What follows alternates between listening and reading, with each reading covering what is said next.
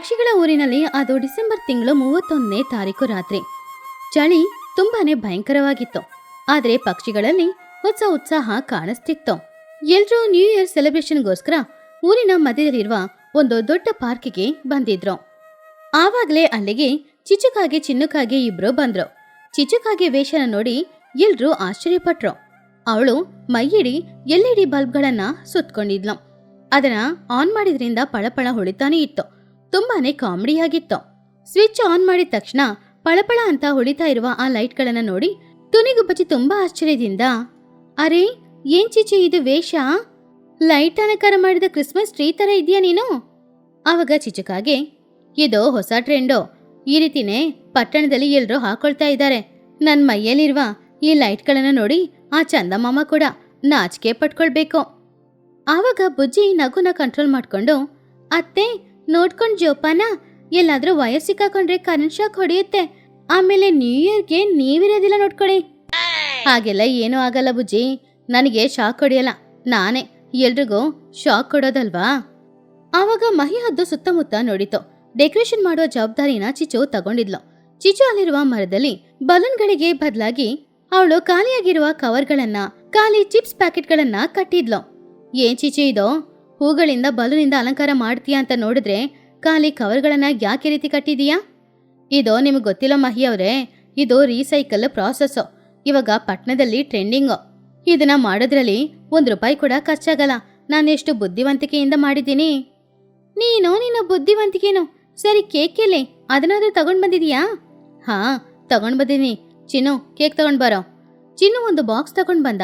ಅದನ್ನ ಓಪನ್ ಮಾಡಿ ನೋಡಿದ್ರೆ ಅದರೊಳಗಡೆ ಕೇಕ್ ಇಲ್ಲ, ಅದಕ್ಕೆ ಬದಲು ಕಲ್ಲಂಗಡಿ ಹಣ್ಣಿತ್ತು. ಆ ಕಲ್ಲಂಗಡಿ ಹಣ್ಣು ಮೇಲೆ ಹ್ಯಾಪಿ ನ್ಯೂ ಇಯರ್ ಅಂತ ಬರ್ದಿತ್ತು. ಇದನ್ನ ನೋಡಿ ಲೂಸಿ ಪಾರಿವಾಳ ಆಶ್ಚರ್ಯದಿಂದ, ಏನಿದು ಕೇಕ್ ಇಲ್ವಾ? ಚಾಕ್ಲೇಟ್ ಎಲ್ಲಿ? ಕ್ರೀಮ್ ಎಲ್ಲಿ? ಏನ್ ಚಿಚು ನೀನು? ಅಯ್ಯೋ ಲೂಸಿ, ಕೇಕು ಮೈದಾ ಹಿಟ್ಟಲ್ಲಿ ಮಾಡ್ತಾರೆ ಅನ್ ಹೇಳ್ದಿ, ಕ್ರೀಮನ್ನ ಸಕ್ಕರೆಯಿಂದ ಮಾಡ್ತಾರೆ ಅನ್ ಹೇಳ್ದಿ. ಆದ್ರೆ ಈ ಕಲ್ಲಂಗಡಿ ಹಣ್ಣು ನೋಡಕ್ ಅಂದವಾಗಿ ಕೆಂಪಾಗಿದೆ. ಕಟ್ ಮಾಡಕ್ಕೆ ಕತ್ತಿ ಕೂಡ ಬೇಡ. ವಾವ್ ಸೂಪರ್ ಅತ್ತೆ. ಹಾಗಾದ್ರೆ ನನ್ನ ಬರ್ಡೇಗೆ ಕೂಡ ನೀವು ಕಲ್ಲಂಗಡಿ ಹಣ್ಣನ್ನ ಬಿಟ್ಬಿಟ್ಟು ಕುಂಬಳೆಕಾಯಿನ ತಗೊಂಡ್ ಬಂದ್ ಕೊಡ್ತೀರಾ? ವಾವ್ ಇದು ಒಳ್ಳೆ ಐಡಿಯಾ ಬುಜ್ಜಿ, ನನಗೆ ಯಾಕಿದ ಅನ್ನಿಸ್ಲಿಲ್ಲ. ಆ ದಿನ ರಾತ್ರಿ 10 ಗಂಟೆಗೆ ಮಹಿ ಹದ್ದು ಕೈಯಲ್ಲಿ ಒಂದು ಮೈಕ್ನ ಹಿಡ್ಕೊಂಡು, ನ್ಯೂ ಇಯರ್ಗೆ ಇನ್ನು 2 ಗಂಟೆ ಸಮಯ ಇದೆ. ಅಷ್ಟರಲ್ಲಿ ನಾವೊಂದು ಗೇಮ್ಸ್ ಆಡೋಣವಾ? ಈ ವರ್ಷದ ರೆಸಲ್ಯೂಷನ್ ಏನು ಅಂತ ನೀವೆಲ್ಲರೂ ಬಂದು ಹೇಳಬೇಕು. ಈ ಹೊಸ ವರ್ಷದಲ್ಲಿ ಏನೇನು ಮಾಡ್ತೀರಾ, ಏನೇನು ನಿರ್ಧಾರ ಮಾಡಿದ್ದೀರಾ ಎಲ್ಲಾನು ಇಲ್ಲಿ ಬಂದು ನಿಂತ್ಕೊಂಡು ಹೇಳಿ. ಹಾಗಂತ ಹೇಳಿ ಮಹಿ ಹದ್ದು, ಮೊದಲು ಚೋಟು ನೀನು ಬಂದು ಹೇಳು. ನಾನು ಹೊಸ ವರ್ಷದಿಂದ ಬೇಡದೇ ಇರೋ ಮಾತು ಮಾತಾಡಲ್ಲ, ಚಿಚು ಹತ್ರ ಜಗಳ ಮಾಡಲ್ಲ, ನನ್ನ ತೋಟದಲ್ಲಿರುವ ಹಣ್ಣುಗಳನ್ನ ಎಲ್ರಿಗೂ ಕೊಡ್ತೀನಿ. ವಾವ್ ಇದು ತುಂಬಾ ಚೆನ್ನಾಗಿದೆ. ಹಾಗಂತ ಎಲ್ರು ಹೇಳಿದ್ರು. ನೆಕ್ಸ್ಟ್ ಲೂಸಿ ಪಾರಿವಾಳ. ಲೂಸಿ ನಾಚಿಕೆ ಪಟ್ಕೊಂಡು, ನಾನು ಮುಂದಿನ ವರ್ಷದಿಂದ ಡೈಟ್ ಫಾಲೋ ಮಾಡ್ತೀನಿ. ಫ್ರೈಡ್ ಫುಡ್ ಎಲ್ಲ ಏನೂ ತಗೊಳ್ಳಲ್ಲ. ನನ್ನ ಸೊಂಟ ಸ್ವಲ್ಪ ಶೇಪ್ ಆಗಿರ್ಬೇಕು. ಆವಾಗ ಚಿಚುಕಾಗೆ ನಗುತ್ತಾ, ಓ ಫ್ರೈಡ್ ಫುಡ್ ತಿನ್ನಲ್ವಾ? ನಾಳೆ ಬೆಳಗ್ಗೆನೆ ವಡೆ ಮಾಡಿದ್ರೆ ಚಿಚು ವಡೆ ಕೊಡು ಅಂತ ನನ್ನ ಮನೆಗೆ ಬರ್ತೀಯಲ್ವಾ ನೀನು? ಚಿಚು ಯಾಕಿರ್ತ ಅವಮಾನ ಮಾಡ್ತಾ ಇದೀಯಾ? ಸರಿ ನಿನ್ನ ರೆಸಲ್ಯೂಷನ್ ಏನು ಅದನ್ನ ಹೇಳೋ.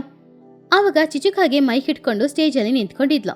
ಚಿಚು ಏನ್ ಹೇಳ್ತಾಳೋ ಏನೋ ಅಂತ ಎಲ್ರೂ ಆಶ್ಚರ್ಯದಿಂದ ಉತ್ಸಾಹದಿಂದ ನೋಡ್ತಾ ಇದ್ದಾಗ, ನಾನು ಮುಂದಿನ ವರ್ಷದಿಂದ ದಾನ ಧರ್ಮ ಮಾಡಬೇಕು ಅಂತ ಅಂದ್ಕೊಂಡಿದ್ದೀನಿ.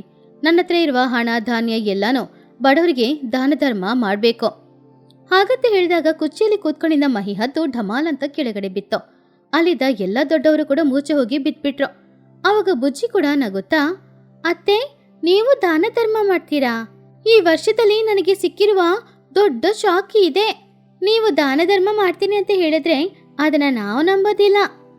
ಇಲ್ಲ ಬುಜ್ಜಿ ನಿಜಾನೇ, ಆದ್ರೆ ಏನೋ ಇದರಲ್ಲೊಂದು ರೂಲ್ ಇದೆ. ಏನದು? ಎಲ್ರೂ ನನಗೆ ಸ್ವಲ್ಪ ಹಣ ಕೊಡ್ಬೇಕು. ಆ ಹಣದಲ್ಲಿ ಸ್ವಲ್ಪ ಹಣನ ನಿಮಗೆ ನಾನು ದಾನ ಮಾಡ್ತೀನಿ. ಆವಾಗ ದಾನ ಧರ್ಮ ಮಾಡಿದಾಗಿರುತ್ತೆ ಅಲ್ವಾ? ಆವಾಗ ಮಹಿ ಕೋಪದಿಂದ, ನೀನೋ ನಿನ್ನ ಐಡಿಯಾನೋ. ಬುಜ್ಜಿ ಇವಾಗ ನೀನು ಹೇಳೋ.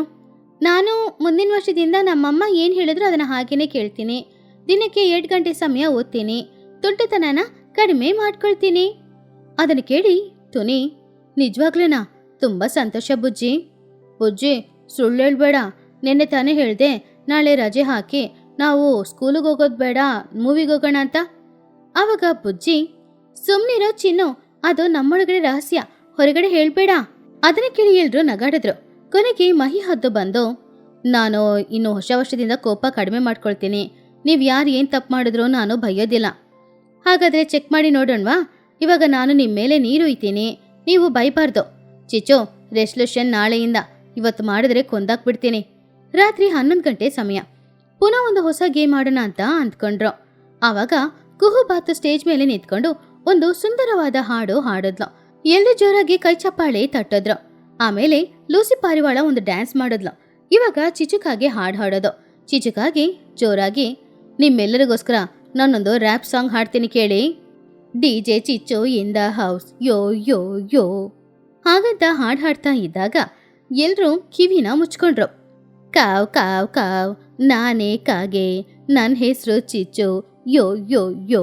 ನನಗೆ ಬಿರಿಯಾನಿ ಅಂದರೆ ಇಷ್ಟ, ಯಾರಿಗೂ ಕೊಡಲ್ಲ, ನಾನೊಬ್ಳೇ ತಿಂತೀನಿ, ಯೋ ಯೋ ಯೋ. ಯಾರು ಬಂದ್ರೂ ಒದ್ದೋಡಿಸ್ತೀನಿ, ಯೋ ಯೋ ಯೋ, ನಾನೇ ಚಿಚ್ಚು. ಹಾಗಂತ ಹಾಡ್ತಾ ಇದ್ದಾಗ ಎಲ್ರೂ ಅವ್ರ ಕಿವಿಯನ್ನ ಗಟ್ಟಿಯಾಗಿ ಮುಚ್ಕೊಂಡ್ರು. ಅದರಲ್ಲೂ ಮಹಿಹದ್ದು ಕಿವಿಯಲ್ಲಿ ಹತ್ತೆ ಇಟ್ಕೊಳ್ತು. ಅಯ್ಯೋ ಅತ್ತೆ, ಪ್ಲೀಸ್ ಹಾಡು ಹಾಡಬೇಡಿ. ನೀವು ಹಾಡೋದು ನೋಡಿದ್ರೆ ನಮಗೆ ಜ್ವರ ಬರೋ ಥರ ಇದೆ. ಬುಜ್ಜಿ, ಇನ್ನೊಂದು ಲಾಸ್ಟ್ ಇದೆ. ಯೋ ಯೋ ಯೋ, ನನ್ನ ಫ್ರೆಂಡ್ ಹೆಸರು ಟೋನಿ, ಅವಳ ಮಗಳೊಬ್ಳು ಕೋತಿ, ಅವಳೇ ಬುಜ್ಜಿ. ಏನು, ನನ್ನನ್ನು ಕೋತಿ ಅಂತೀರಾ? ಇವಾಗ ನಾನು ಏನು ಮಾಡ್ತೀನಿ ಅಂತ ನೋಡಿ. ಹಾಗಂತ ಹೇಳಿ ಸ್ಟೇಜಲ್ಲಿ ಹತ್ತಿ ಬುಜ್ಜಿ ಚಿಚು ಕೈಲಿದ್ದ ಮೈಕನ್ನ ಕಿತ್ಕೊಂಡ್ಲು. ಇಬ್ರು ಮಧ್ಯದಲ್ಲಿ ಒಂದು ಚಿಕ್ಕ ಯುದ್ಧನೇ ನಡೀತು. ಅದನ್ನ ನೋಡಿ ಎಲ್ರೂ ನಗಾಡ್ತಾ ಇದ್ರು. ಆವಾಗ ಸಮಯ 11:50 ಕೇಳಿ ಕೇಳಿ, ನ್ಯೂ ಇಯರ್ ಶುರು ಆಗ್ತಾ ಇದೆ. ಚಿಚು, ಎಲ್ಲಿಯ ಪಟಾಕಿ ತಗೊಂಡ್ ಬಾ. ನಾನು ಒಂದು ದೊಡ್ಡ ರಾಕೆಟ್ ತಗೊಂಡ್ ಬಂದಿದ್ದೀನಿ. ಅದು ಆಕಾಶಕ್ಕೆ ಹೋದ್ರೆ 10 ಬಣ್ಣದಲ್ಲಿ ಸಿಡಿಯುತ್ತೆ ಅಂತೆ. ನಾಸಾದಲ್ಲಿ ತಯಾರು ಮಾಡಿರೋದು. ಅಮ್ಮ, ನೀನು ನೆನೆ ಸಂತೆಯಿಂದ ತಾನೇ ತಗೊಂಡ್ ಬಂದೆ, ಇವಾಗ ನಾಸಾ ಅಂತಿದೀಯಾ? ಕಂಪನಿ ಸೀಕ್ರೆಟ್ನ ಹೊರಗಡೆ ಹೇಳ್ಬೇಡುವೋ. ಚಿಚುಕಾಗೆ ರಾಕೆಟ್ಗೆ ಬೆಂಕಿ ಇಟ್ಟಾಗ ಅದು ಅವಳ ಹತ್ರನೇ ಬರ್ತಾ ಇತ್ತು. 10, 9, 8 ಪಢಾಲ್. ಆವಾಗ ಚಿಚುಕಾಗಿ ಜೋರಾಗಿ ಕಿಚ್ಚಾಡ್ತಾ ಇದ್ಲು.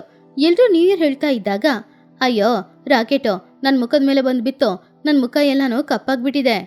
ಆವಾಗ ಟೋನಿ, ಹೆದರ್ಬೇಡ ಚಿಚು, ಅದು ನಿನ್ ಮುಖಕ್ಕೆ ಇಟ್ಟಿರುವ ಚುಕ್ಕೆ, ನಿನಗೆ ದೃಷ್ಟಿ ತೆಗೆಯೋದಕ್ಕೋಸ್ಕರ. ಆವಾಗ ಚಿಚು ಆ ಕಲ್ಲಂಗಡಿ ಹಣ್ಣನ್ನ ಕಟ್ ಮಾಡಿ ಎಲ್ರಿಗೂ ಕೇಕ್ ಪೀಸ್ ತರ ಕೊಟ್ಲು. ಆ ಕಲ್ಲಂಗಡಿ ಹಣ್ಣು ನಿಜವಾಗ್ಲೂ ತುಂಬಾ ಚೆನ್ನಾಗಿತ್ತು. ಚಿಚು, ಈ ಕಲ್ಲಂಗಡಿ ಹಣ್ಣು ತುಂಬಾನೇ ಚೆನ್ನಾಗಿದೆ, ಕೇಕ್ಗಿಂತ ತುಂಬಾ ಚೆನ್ನಾಗಿದೆ. ಆವಾಗ ಚಿಚು ಹೆಮ್ಮೆಯಿಂದ, ಮತ್ತೆ ನಾನು ಪ್ಲಾನ್ ಹಾಕಿದ್ರೆ ಅದು ಸರಿನೇ ಇರುತ್ತೆ.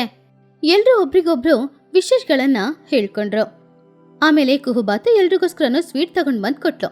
ಆ ಸ್ವೀಟನ್ನ ತಿಂದು ಅವ್ರ ಸೆಲೆಬ್ರೇಷನ್ನ ಮುಗಿಸಿದ್ರು.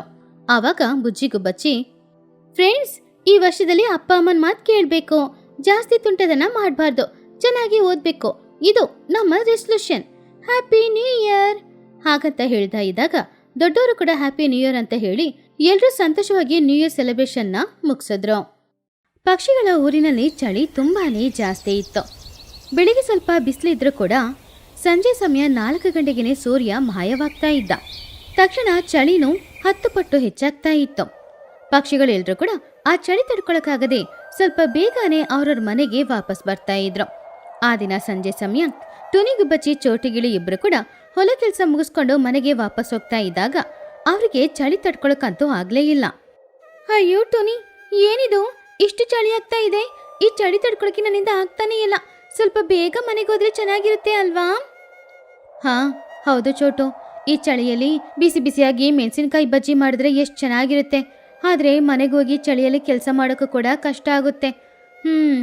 ಆಸೆ ಪಡೋದು ಮಾತ್ರ ಉಳಿದಿದೆ. ಅದೂನು ನಿಜಾನೇ, ಯಾರಾದ್ರೂ ಹೋಟೆಲ್ ಇಟ್ಟರೆ ಚೆನ್ನಾಗಿರ್ತಿತ್ತು. ಆದ್ರೆ ಈ ಚಳಿಯಲ್ಲಿ ಯಾರು ಬಜ್ಜಿ ಮಾಡಿ ಕೊಡ್ತಾರೆ ಹೇಳು? ಎಲ್ರೂ ಚಳಿ ತಡ್ಕೊಳಕ್ಕಾಗದೆ ಶಾಪ್ ಮುಚ್ಚಿ ಮನೆಗೆ ಹೋಗ್ತಿದ್ದಾರೆ. ಹಾಗಂತ ಅನ್ಕೊಂಡು ಚೋಟು ಹಾಗೂ ಟೋನಿ ಇಬ್ರು ಕೂಡ ಊರಿನೊಳಗಡೆ ಬರ್ತಾ ಇದ್ದಾಗ ಗಾಳಿಯಲ್ಲಿ ಅವರಿಗೆ ಒಂದು ಒಳ್ಳೆ ಸುವಾಸನೆ ಬರ್ತಾ ಇತ್ತು. ಅವರಿಬ್ರು ಏನಪ್ಪ ಇದು, ಎಲ್ಲಿಂದ ಬರ್ತಾ ಇದೆ ಅಂತ ನೋಡ್ತಾ ಇದ್ರು. ಚೋಟು, ಆ ವಾಸನೆ ನಿನಗೂ ಬರ್ತಾ ಇದೆಯಾ? ಇದು ಏನೋ ಎಣ್ಣೆಲಿ ಹಾಕಿ ಉರಿಯೋ ಥರ ಇಲ್ಲ, ಆದ್ರೆ ಹುಳಿ, ಉಪ್ಪು, ಖಾರ, ಮಸಾಲೆ ವಾಸನೆ ಬರ್ತಾ ಇದೆ ಅಲ್ವಾ? ಹೌದೌದು, ಕೊತ್ತಂಬರಿ, ಪುದೀನ ಸ್ಮೆಲ್ಲೂ ಬರ್ತಾ ಇದೆ. ಬಾ, ಏನಂತ ಹೋಗಿ ನೋಡೋಣ. ಹಾಗಂತ ಅಂದ್ಕೊಂಡು ಇಬ್ರು ಊರಿನೊಳಗಡೆ ಹೋದಾಗ ಚಿಚುಕಾಗಿಯ ಮನೆ ಮುಂದ್ಗಡೆ ಚಿಚುಕಾಗಿ ಪ್ರೊಫೆಷನಲ್ ಶೆಫ್ ತರ ತಲೆಯಲ್ಲಿ ಟೊಪ್ಪೆ ಇಟ್ಕೊಂಡು ಆಪ್ರನ್ ಕಟ್ಕೊಂಡು ನಿಂತ್ಕೊಂಡಿದ್ಲು. ಚಿಚು ಪಾನಿಪುರಿ ವ್ಯಾಪಾರ ಮಾಡ್ತಾ ಇದ್ಲು. ಪಕ್ಕದಲ್ಲಿ ಅವಳ ಮಗ ಚಿನ್ನಕ್ಕಾಗಿ ಚಿಕ್ಕ ಚಿಕ್ಕ ಪ್ಲೇಟ್ಗಳನ್ನ ತೊಳಿತಾ ಇದ್ದ. ಆವಾಗ ಚಿಚುಕಾಗೆ ತುಂಬಾನು ಜೋರಾಗಿ, ಬನ್ನಿ ಬನ್ನಿ, ಬಿಸಿ ಬಿಸಿಯಾದ ಪಾನಿಪುರಿ. ಏನಪ್ಪ ಪಾನಿಪುರಿ ಅಂದ್ರೇನೆ ತಣ್ಣಗಿರುತ್ತೆ ಅಂತ ಎಲ್ರೂ ಅಂದ್ಕೊಳ್ಬೇಡಿ. ನಾನು ಬಿಸಿ ಬಿಸಿಯಾಗಿ ಪಾನಿಪುರಿ ಕೊಡ್ತೀನಿ. ಬಿಸಿ ಬಿಸಿ ಮೆಣಸಿನ ಬಜ್ಜಿಗಿಂತ ಈ ಪಾನಿಪುರಿ ಮಸಾಲೆ ಅಂತೂ ತುಂಬಾನೇ ಚೆನ್ನಾಗಿರುತ್ತೆ, ಬನ್ನಿ ಬನ್ನಿ. ಹಾಗಂತ ಹೇಳ್ತಾ ಇದ್ದಾಗ್ಲೇ ಚೋಟು ಹಾಗೂ ಟೋನಿ ಇಬ್ರು ಕೂಡ ಚಿಚು ಹತ್ರ ಬಂದ್ರು. ಏನ್ ಚಿಚು, ಹೊಸ ವ್ಯಾಪಾರನಾ? ಪಾನಿಪುರಿನಾ? ಆದ್ರೆ ಪಾನಿಪುರಿ ತಣ್ಣಗಿರುತ್ತೆ, ಕೋಲ್ಡ್ಗೆ ಚೆನ್ನಾಗಿರಲ್ಲ ಅಲ್ವಾ? ಆವಾಗ ಚಿಚುಕಾಗೆ ನಗುತ್ತಾ, ಟೋನಿ, ಅದು ಹಳೆ ಪಾನಿಪುರಿ, ತಣ್ಣಗಿರುತ್ತೆ ಪಾನಿ, ಆದ್ರಿಂದ ನಿಮಗೆ ಚಳಿ ಕಡಿಮೆ ಆಗಲ್ಲ. ಆದ್ರೆ ನನ್ನ ಹತ್ರ ಪಾನಿ ಬಿಸಿ ಬಿಸಿಯಾಗಿರುತ್ತೆ. ಅದ್ರಲ್ಲಿ ನಾನು ಮೆಣಸು, ಶುಂಠಿ, ಜೀರಿಗೆ ಎಲ್ಲಾನು ಅರ್ಧ ಹಾಕಿದ್ದೀನಿ. ಅದನ್ನ ಕುಡಿದ್ರೆ ನಿಮ್ಗೆ ಇರೋ ಕೋಲ್ಡ್ ಕೂಡ ಬೇಗನೆ ಓಡ್ ಹೋಗುತ್ತೆ. ಹೌದಾ? ಬಿಸಿ ಬಿಸಿ ಪಾನಿಪುರಿನಾ? ಈ ಕಾನ್ಸೆಪ್ಟ್ ಹೊಸದಾಗಿದೆ. ಸರಿ ಚಿಚು, ನನಗೆ 2 ಪ್ಲೇಟ್ ಕೊಡು. ಇಲ್ಲ ಇಲ್ಲ, 3 ಪ್ಲೇಟ್ ಕೊಡು. ಚಿನ್ನೋ, ಕಸ್ಟಮರ್ಸ್ ಕೇಳ್ತಾ ಇದ್ದಾರೆ ನೋಡು, ಬೇಗ ಈರುಳ್ಳಿ ಕಟ್ ಮಾಡೋ, ಪಾನಿಪುರಿನ ರೆಡಿ ಮಾಡೋ. ಹಾಗಂತ ಹೇಳಿ ಚಿಚುಕಾಗೆ ಪಾನಿಪುರಿ ರೆಡಿ ಮಾಡಿದ್ಲು. ಅವಳು ಹುರಿದಿರುವ ಪೂರಿನ ತೆಗೆದು ಅದರಲ್ಲಿ ಸೆಂಟ್ರಲ್ಲಿ ಓಟೆ ಮಾಡಿ ಅದರಲ್ಲಿ ಪಟಾಣಿ ಮಸಾಲ ಎಲ್ಲಾನು ಹಾಕಿ ಕಟ್ ಮಾಡಿರುವ ಈರುಳ್ಳಿನ ಹಾಕಿ ಬಿಸಿ ಬಿಸಿ ಪಾನಿನ ಪಕ್ಕದಲ್ಲಿಟ್ಟು ಅವ್ರಿಗೆ ತಿನ್ನಕ್ಕೆ ಕೊಟ್ಲು. ತಗೊಳ್ಳಿ, ತಿನ್ನೋಡಿ ಬಿಸಿ ಬಿಸಿ ಪಾನಿಪುರಿ. ತಿಂದ್ಮೇಲೆ ಹೇಗಿದೆ ಅಂತ ನಿಮ್ಮ ಕಮೆಂಟ್ಸ್ನ ಹೇಳಿ. ಆವಾಗ ಟೊನಿ ಒಂದು ಪೀಸನ್ನು ಬಾಯಲ್ಲಿ ಹಾಕೊಂಡ್ಲು. ಬಿಸಿ ಬಿಸಿಯಾಗಿರುವ ಪಾನಿಪುರಿನ ಬಾಯಲ್ಲಿ ಹಾಕೊಂಡ ತಕ್ಷಣ ಅದು ಬಿಸಿಯಾಗಿದ್ರೂ ಕೂಡ ತುಂಬಾನೇ ರುಚಿಯಾಗಿತ್ತು. ಟುನಿ ಕಣ್ಮುಚ್ಕೊಂಡು, ಆಹಾ ಚಿಚು, ನಿಜವಾಗ್ಲೂ ಈ ಬಿಸಿ ಬಿಸಿಯಾದ ಪಾನಿಪುರಿ ತಿನ್ನುವಾಗ ತುಂಬ ಅದ್ಭುತವಾಗಿದೆ. ಈ ಥಾಟ್ ನಿನಗೆ ಹೆಂಗ್ ಬಂತೋ ಏನೋ ನಂಗೆ ಗೊತ್ತಿಲ್ಲ, ಆದರೆ ಸೂಪರ್. ಇನ್ನೊಂದು ತಿಂದರೆ ಸ್ವರ್ಗಕ್ಕೆ ಹೋದ ಹಾಗೇನೇ ಇರುತ್ತೆ ಏನೋ. ಆವಾಗ ಚೋಟುನು ತಿಂದು, ಹಾ ಹೌದು, ನನಗೆ ಸ್ವಲ್ಪ ಗಂಟ್ಲು ನೋವಿತ್ತು, ಇವಾಗ ಅದೂ ಹೋಯ್ತು. ಚಿಚು, ಸುಮ್ಮನೆ ಹೇಳಬಾರ್ದು, ಪಾನಿಪುರಿ ತುಂಬಾನೇ ಚೆನ್ನಾಗಿದೆ. ಆವಾಗಲೇ ಲೂಸಿ ಪಾರಿವಾಳ ಜ್ವರದಲ್ಲಿ ಕೆಮ್ಮುತ್ತಾ ಆ ಕಡೆ ಬಂದ್ಲು. ಅವಳು ಕೂಡ ಪಾನಿಪುರಿ ಅಂಗಡಿ ನೋಡು ಚಿಚು ಅಂಗಡಿಗೆ ಬಂದು, ಏನ್ ಚಿಚು, ಪಾನಿಪುರಿನಾ? ಅಯ್ಯೋ, ಬೇರೇನಾದರೂ ಮಾಡಿರ್ಬೋದಲ್ವಾ? ನನಗೆ ಕೋಲ್ಡು, ನಾನು ಪಾನಿಪುರಿ ಇವತ್ತು ತಿನ್ನಕ್ಕಾಗಲ್ಲ. ಆವಾಗ ಚಿಚು ನಗುತ್ತಾ, ಅಯ್ಯೋ ಲೂಸಿ, ನೀನು ಈ ಪಾನಿಪುರಿನ ತಿನ್ನೋ, ನಿನ್ನ ಕೋಲ್ಡ್ ಎಲ್ಲ ಹೋಗ್ಬಿಡುತ್ತೆ. ಇದು ಮೆಡಿಸನ್ ಪಾನಿಪುರಿ, ನಾರ್ಮಲ್ ಪಾನಿಪುರಿ ಅಲ್ಲ. ಸ್ವಲ್ಪ ತಿನ್ನೋಡ್ತೀಯಾ? ಏನೋ ಮೆಡಿಸನ್ ಪಾನಿಪುರಿನಾ? ಸರಿ, ಹಾಗಾದ್ರೆ ನನಗೂ ಒಂದು ಪ್ಲೇಟ್ ಕೊಡೋ. ಚಿಚುಕಾಗಿ ಲೂಸಿಗೋಸ್ಕರ ಸ್ವಲ್ಪ ಖಾರ ಕಡಿಮೆ ಮಾಡಿ ಲೆಮನ್ನ ಜಾಸ್ತಿ ಹಾಕಿ ಕೊಟ್ಲು. ಲೂಸಿನೂ ಆ ಪಾನಿಪುರಿನ ತಿಂದ್ಲು.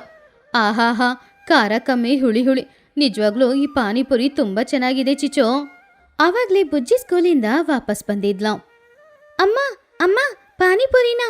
ನನಗೂ ಬೇಕು, ನನಗೂ ಬೇಕಮ್ಮ ಪಾನಿಪುರಿ. ಚಿಚು ಅತ್ತೆ, ನನಗೆ ಸ್ವೀಟ್ ಪಾನಿಪುರಿ ಬೇಕು, ಕೊಡಿ. ಬಂದ್ಲಪ್ಪ. ಸರಿ ಸರಿ, ತಗೋ ಪಾನಿಪುರಿ ತಿನ್ನೋ.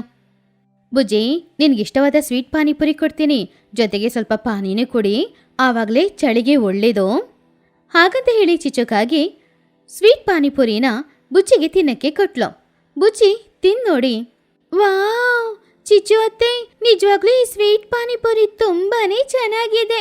ಇಂಥ ಪಾನಿಪುರಿ ದಿನ ತಿಂದ್ರೆ ತುಂಬ ಚೆನ್ನಾಗಿರುತ್ತೆ. ಹಾಗಂತ ಬುಜ್ಜಿ ಹೇಳಿದನ್ನ ಕೇಳಿ ಚಿನ್ನು ಅವನ ತಾಯಿ ಹತ್ರ, ಅಮ್ಮ, ಎಲ್ರೂ ಪಾನಿಪುರಿ ತಿಂತಾ ಇದ್ದಾರೆ, ನನಗೂ ಒಂದು ಕೊಡೋ, ಆಸೆ ಆಗ್ತಿದೆ. ಚಿನ್ನು, ಕಸ್ಟಮರ್ಸ್ ಇರುವಾಗ ನಾವು ತಿಂದರೆ ಚೆನ್ನಾಗಿರಲ್ಲ, ಅವರೆಲ್ಲರೂ ಹೋಗಲಿ, ಆಮೇಲೆ ಮಾಡಿಕೊಡ್ತೀನಿ. ಹಾಗಂತ ಹೇಳಿದಾಗ, ಅವರೆಲ್ಲರೂ ಯಾವಾಗ ಹೋಗೋದೋ, ಅಷ್ಟರಲ್ಲಿ ಪಾನಿಪುರಿ ಒಂದು ವೇಳೆ ಖಾಲಿ ಆದರೆ? ಹಾಗಂತ ಅಂದ್ಕೊಂಡು ಚಿನ್ನಕ್ಕಾಗಿ ಅವನ ತಾಯಿಗೆ ಗೊತ್ತಿಲ್ಲದೆ ಬೇಗನೆ ಬಿಸಿ ಬಿಸಿಯಾಗಿರುವ ಒಂದು ಪಾನಿಪುರಿನ ತೆಗೆದು ಅವನ ಬಾಯಲ್ಲಿ ಹಾಕೊಂಡ.